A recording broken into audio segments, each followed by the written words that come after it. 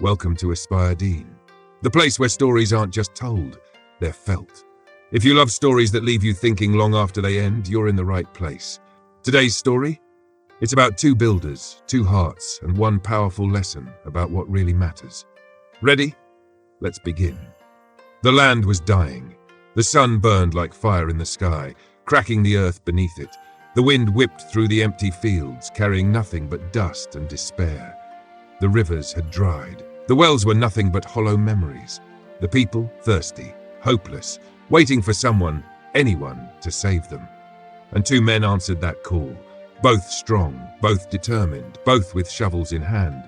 But deep inside, where no one could see, their hearts were building two very different kinds of wells.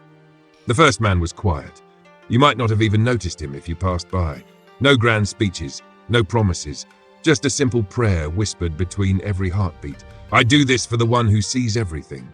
Whether they remember me or forget me, it doesn't matter. God remembers.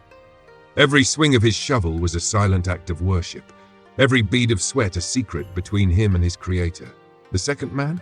Oh, he was loud in his dreams. He pictured crowds cheering, songs written in his honor, maybe even statues with his name carved in stone. When this well is finished, he thought, they'll call me a hero. They'll tell stories about me for generations. And so they dug, day after brutal day, under a sun that showed no mercy. The earth fought them. Blisters tore open on their hands, their backs ached, their muscles screamed, but still they dug, one for sincerity, one for legacy. Finally, after months of battle with the earth, they struck gold. Water. The village exploded with celebration. Drums, singing, dancing. Children laughed. Mothers wept with joy. It was a day the people thought they'd never live to see. The second man, the one who craved fame, stood tall, soaking in the glory. Every compliment, every cheer, it was like a feast for his hungry ego. I did this, he thought, puffing his chest out. This is my moment. Meanwhile, the humble man smiled quietly in the background. No one called his name. No one lifted him on their shoulders. But inside, he was richer than any king. His heart was at peace, knowing the one who mattered had seen it all.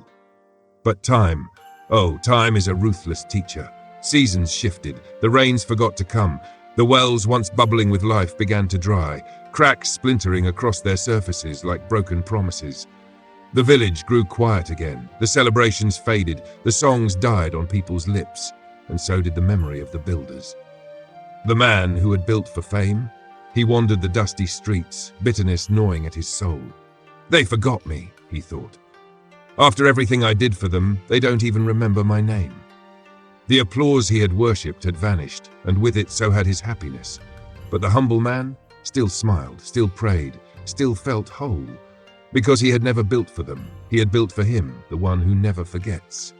Years later, a lone traveler passed through the abandoned village, weary, thirsty.